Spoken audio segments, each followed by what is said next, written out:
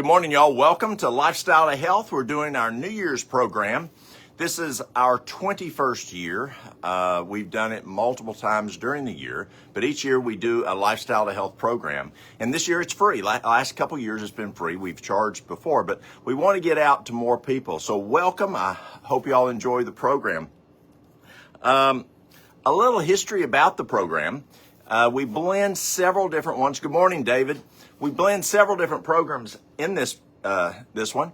Number one is we use Duke University, Dr. Walter Kempner. We use several fellows. We use Norman Walker, Jack LaLanne, and Joe Cross in another component of it. And we also use Dr. T. Colin Campbell from Cornell University. All three of those, and we blend those into one program. As an overview, today's more of an overview. We'll get started today. We'll get into the nutrition component tomorrow.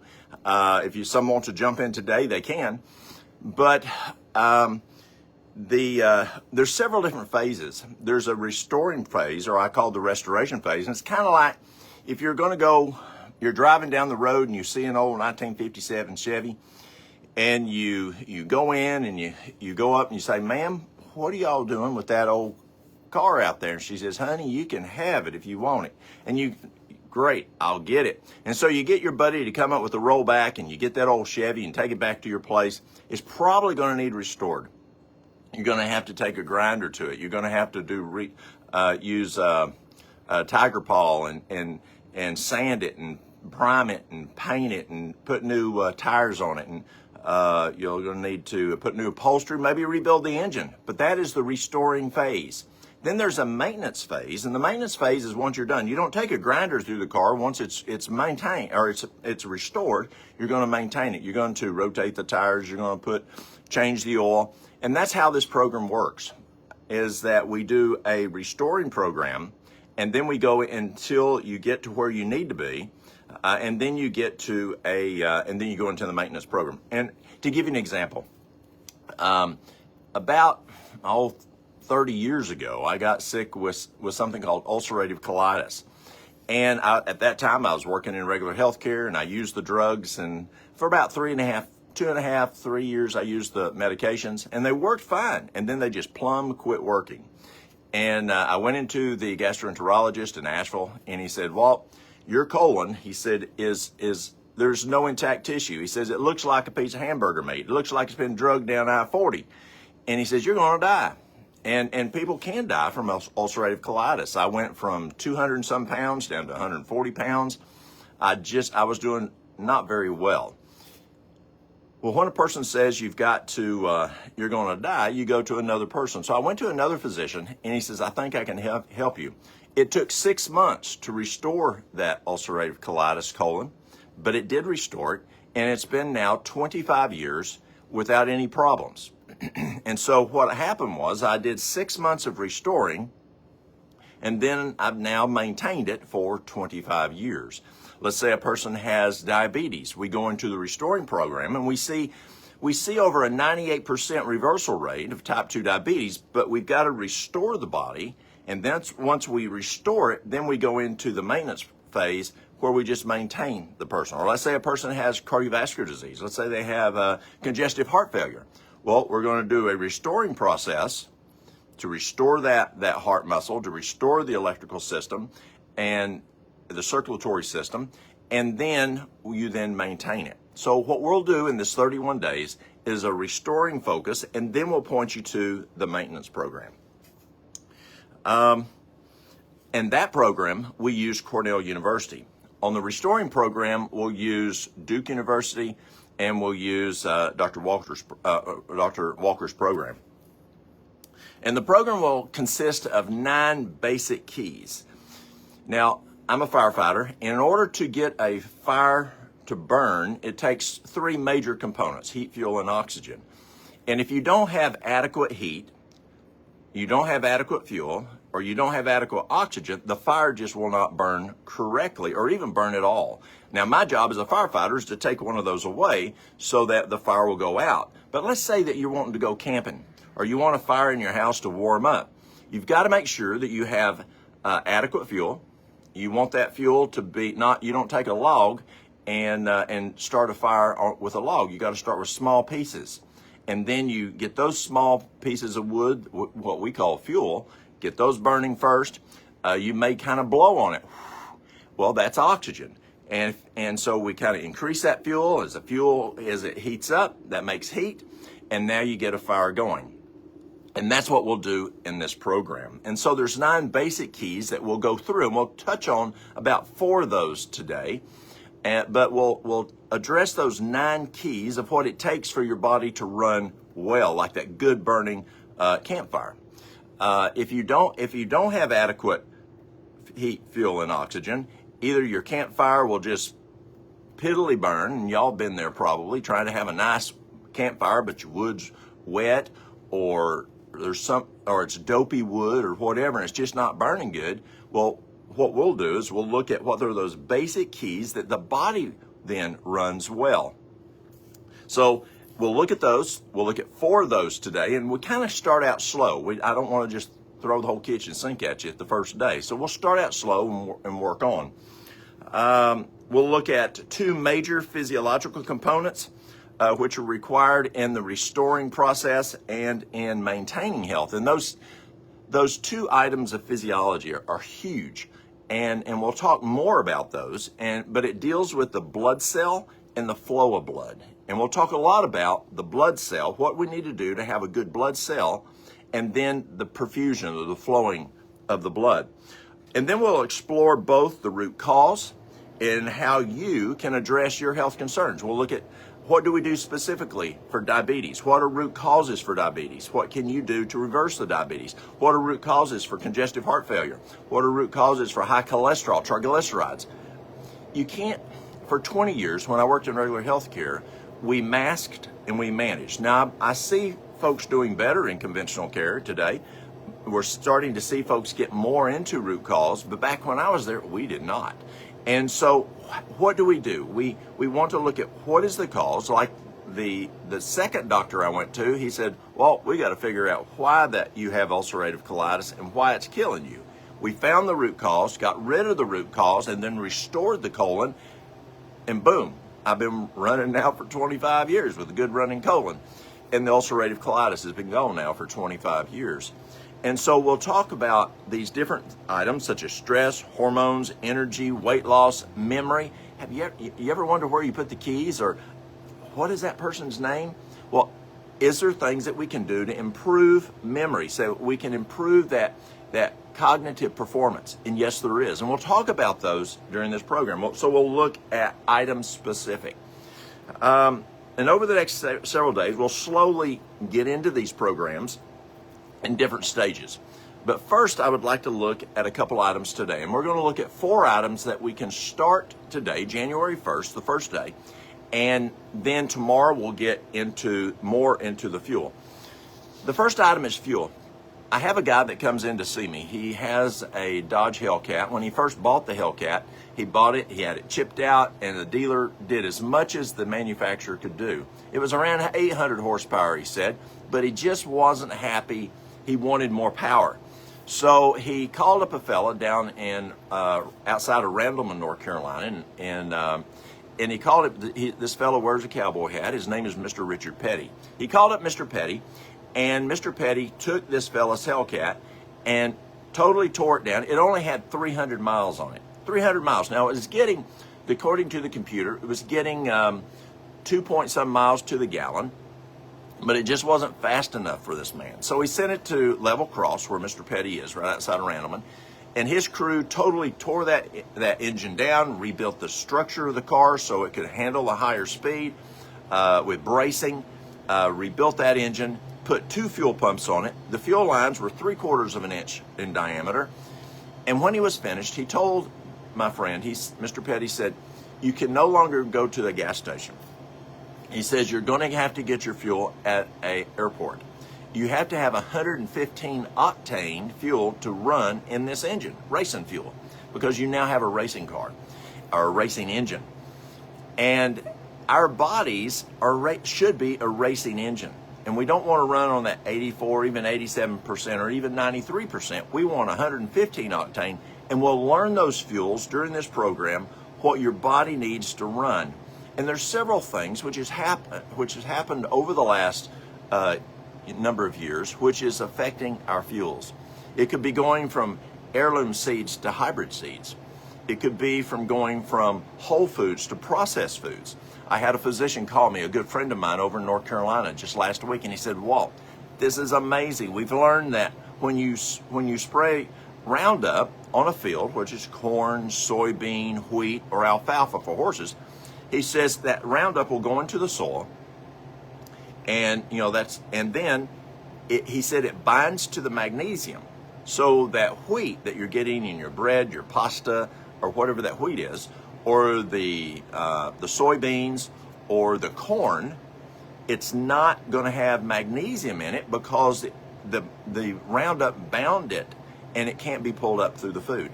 So there's a number of things which has happened to our foods, and we'll talk about how to improve your fuels. Can we do it? Absolutely we can. But we'll talk about how to improve the fuel instead of going on that 84 octane, or maybe you're trying to run kerosene in your gasoline burning car. It just doesn't work too well. And so we'll talk about fuels. And today what we'll do is we'll look at a plan A and plan B.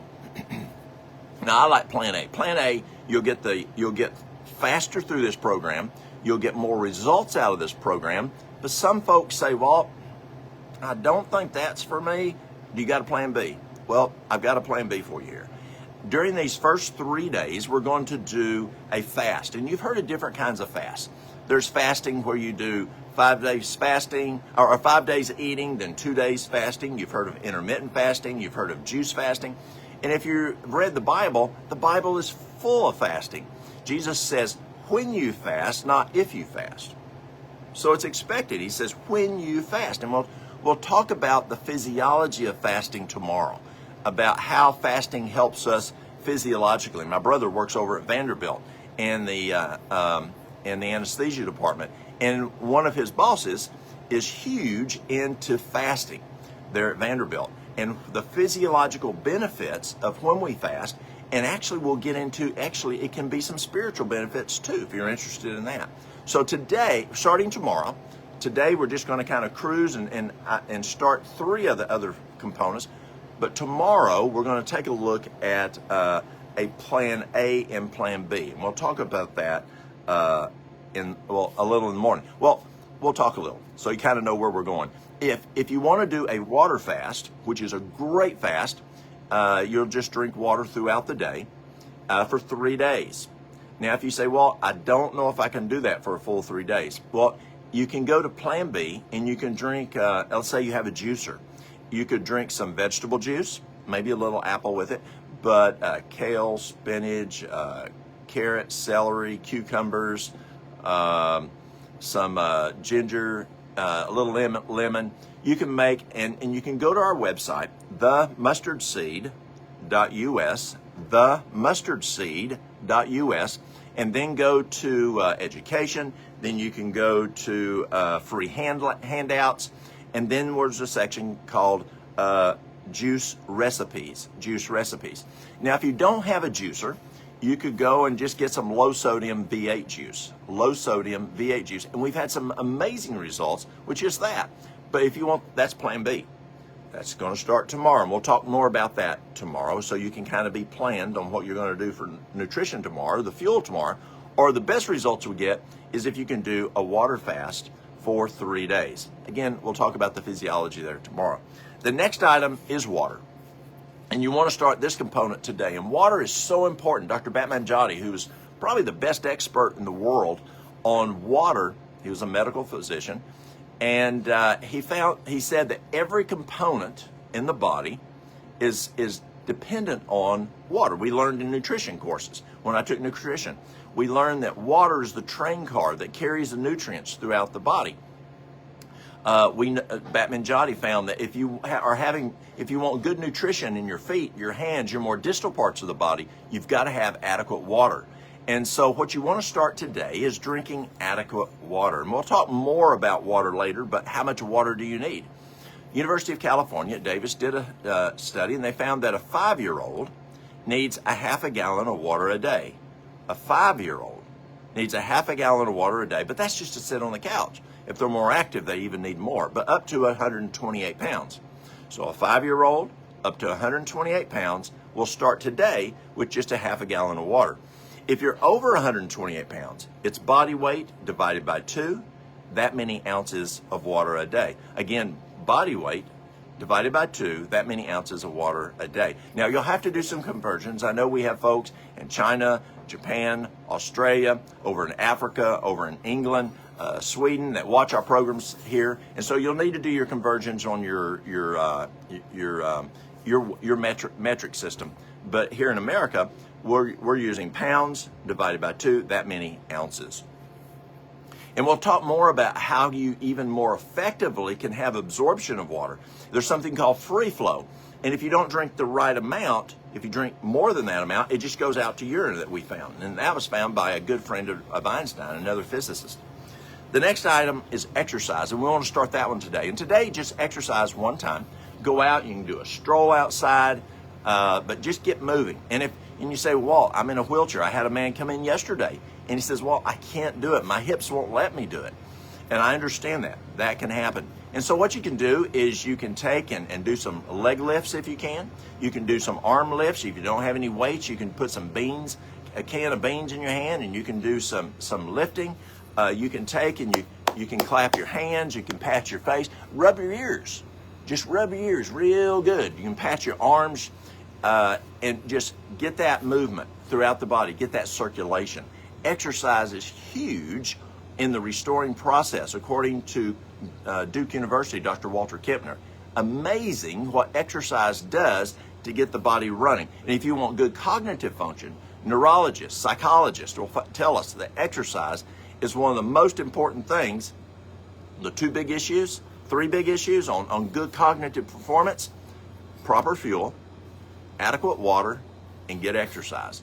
Add those 3 components and you will increase your brain's processing speed. Did you know that when you exercise, you get out and you do a power walk, or you do a walk or a bicycle ride or whatever, researchers show that our brain's processing speed increases significantly for 2 hours. So that's huge. And so today we're just going to start with just go out there, take a nice good stroll out there today, and we'll get more into it tomorrow on the exercise component. The other thing you want to work on today, we've worked on 4, talked about 4, those key of the 9 keys. Today we're just going to start 3 of them: water, exercise, and the last one is rest. And we won't get into the physiology of rest today, but rest is huge on the body. The American Heart Association has now added rest as number 8 as a major cause of cardiovascular disease, whether it's strokes, whether it's heart attacks, whether it's high blood pressure. Or did you know that you can have type 2 diabetes just because you don't get adequate sleep? It's amazing, and we'll talk more about that in this program. That's what we're going to do. We're going to get into the physiology of the diseases. If you fix the problem, then your body's going to run well. If your car's not working well, you're going to take it into the mechanic. He's going to say, oh, your number 1 plug's fouling. We need to replace that plug. You go, I'll be fine. I've run that way for a while. You're not going to run well. Your car's going to knock. It's going to miss. You've got to change that plug. And that's what we're going to look at here in this 31 days, is where, do the diagnostics. What do we got to do? What can be the cause? Let's see, are the plugs working well? Or do you got problems with the wires? Or do you have good fuel? How does the body run? And that's what we're going to talk about here. So rest tonight. The goal is to go to bed by 9 o'clock. And we'll talk about the physiology from Harvard University on why it is best if we go to bed by 9. Now, if you don't go to bed, I have people say, well, I don't go to bed till 2, 3 in the morning. Well, then tonight, go to bed by midnight. Or if you go to bed at midnight, go to bed by 10. But best, according to Harvard University, if you can be asleep by 9 o'clock. Did you know that the hours of sleep before midnight are worth twice the hours of sleep after midnight? That's amazing. And we'll talk more about that physiology. Now, there's some vital flow sheets, and I didn't print one out here to show you, but you can go on the website, and again, go to themustardseed.us, themustardseed.us, And then go to, again, go to education, go to free handouts, and then there's an item called Vital Flow Sheet. Now on that sheet, it has the days of the month on there, and I've already put the days. Today's the 1st on a Wednesday, and it will go through this whole month, and through the month of January. And then on the sides, there's quality indicators like weight. You want to weigh yourself every morning. Now, when you weigh yourself, you want to weigh yourself before you drink anything, before you go to the bathroom, just real quick, jump on the scales. If you do it at different times, did you know that a pint of water weighs a pound? And so you can vary in 1 pound by just drinking 1 pint all at once. So you want to take your weight each morning. Also today, you want to get you one of those little measuring tapes. Remember those tapes that Grandma used? That was that cloth tape measuring that that she had used for measuring her clothing. If you have that, you want to get one of them, and you want to measure around your waist at your belly button, and you want to get whatever that inches is, and you want to measure that once a week. Now our weight we want to do daily. Now I used to when I used to be director of a clinic outside of DC, and we did this type of program when I left regular health care. And I was only weighing patients twice a month. And a fella came who's become a good friend of mine, Dr. Franklin Kobos. He was from Loma Linda Medical School. He just graduated from Loma Linda. He was doing emergency medicine at the time. And he came and he said, "Walt, why are you doing weights twice a week?" And I said, "Well, that's what they've always done here." And that's not always the best answer. And he said, "But you can go 3 days and not weigh. And what if that person didn't have any weight loss during those days? And how do you know to jump on it?" He says, "Your patients are only here for 18 days. He says, "You need to be aggressive." I thought, well, that makes sense. Well, when I went to Duke University and I learned from Duke on how to do Dr. Kempner's program, guess what? They weighed patients every day. I remember one morning I was standing there and there's over 100 patients just standing in a line to see the doctor. And this lady comes up and he goes, "Oh, we'll call her Mrs. Brown. Mrs. Brown, let's see here. You haven't lost any weight in 3 days." He's looking at her chart. He goes, "You've been walking 5 miles a day. I want you to walk 10 miles today." We'll talk about some keys on losing weight, what happens to the fuel, the weight, the calorie burn, and what all. We'll get into that later. But what this doctor knew at Duke University was instead of 5 miles, she needed to walk 8 miles so that she could kick her body in to start losing some more weight. Well, you want to be aggressive, like Dr. Kobos says. And so by taking that weight every day, you don't miss 3 days or once a week and say, "Oh, I haven't lost anything." You want to be aggressive, just like when we fight fire.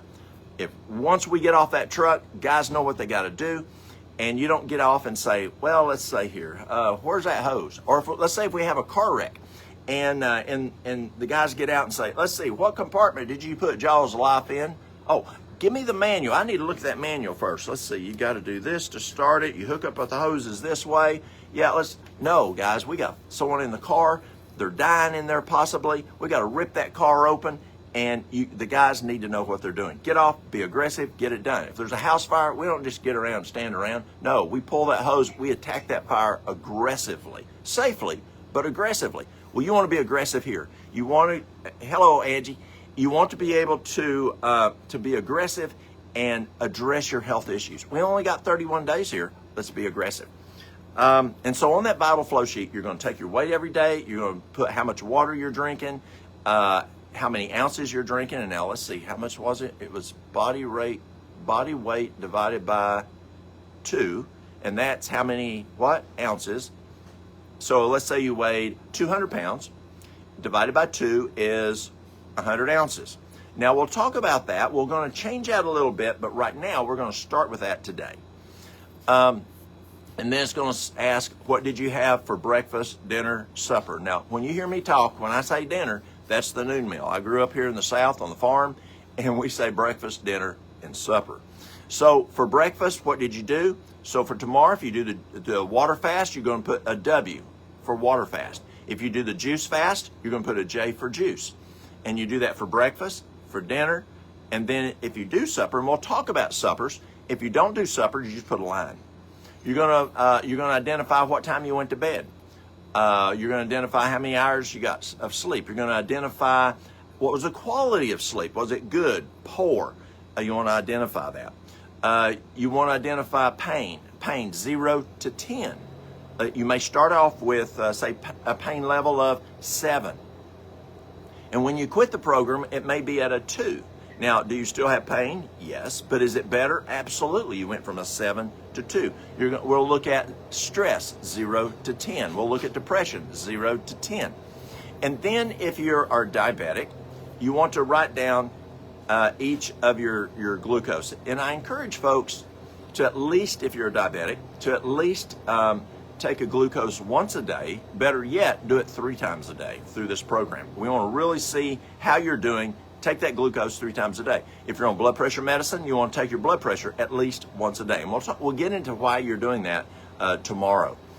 Then if you're on medications, you can identify the medications, especially the ones I'm looking for is your diabetic medicine and your hypertensive medicine. Now you can add your other meds if you want to, and you can identify what your dose is and what your normal dose is that was prescribed, and then what you're going to do. Now someone came in yesterday, and so we did this right here, and I said, okay, here's what you do. And I gave him the form, and I said, I want you to start this program. The person is a diabetic. The person has hypertension.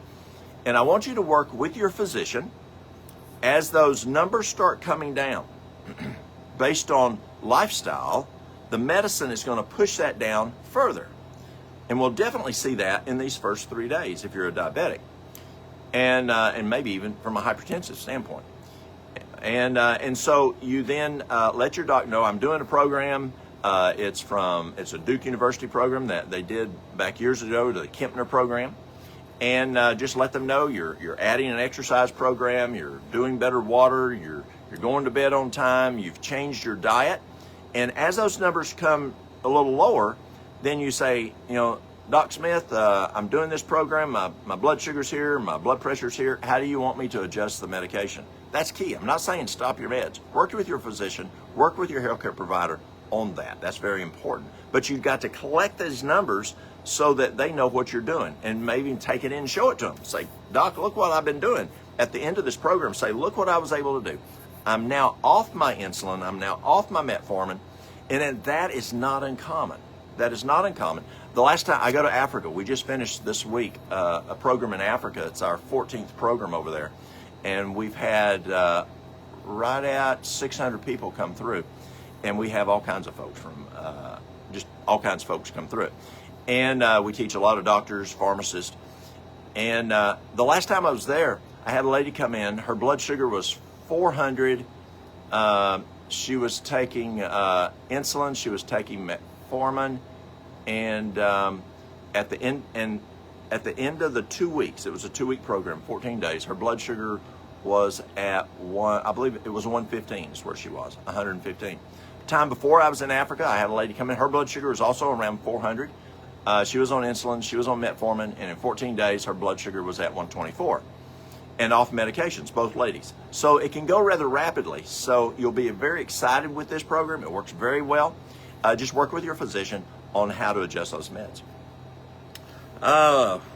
Anything else? So as you fill out that vital flow sheet, fill that every day. Again, go to themustardseed.us and go to education, free handouts, and you can download juice recipes. You can download your vital flow sheet, and that way you can use those forms. And there's other things that we'll be putting up there for y'all to use. Now, the goal is that every morning we'll start at 7:30. The goal is to go for 15 to 30 minutes. Like right now, we've gone 30 minutes. Sometimes I may not be able to be here right at 7:30. I'm a firefighter. And so if I'm out on a fire call at night and I can't get back in time early morning, I'll be here as quick as I can. The nice thing about this is that I'll still do a live as quick as I get back, and you can watch it. I'm usually here every morning, but I can't say there's not going to be a wreck. I can't say there's not going to be a fire, and or there might be a rescue. And so the goal is to be here every morning at 7:30. If I'm not, that means I'm on a fire call. I will be back, and we'll do it there. I guess that's it, y'all. So today, what are we going to do? We're going to prepare for tomorrow. We're going to say, okay, here's what I want to do, and pray about it. Ask the medical director. God's the medical director, and say, God, what do you want me to do? You want me to do a water fast? Do you want me to do a juice fast? And do whatever he tells you to do. And then you're going to start drinking the water today. You're going to go out and take a stroll today. And the goal is, if you can, go to bed by 9 o'clock tonight. Well, y'all have a great day. Be sure to download those forms. They're a huge help. I'll see y'all tomorrow.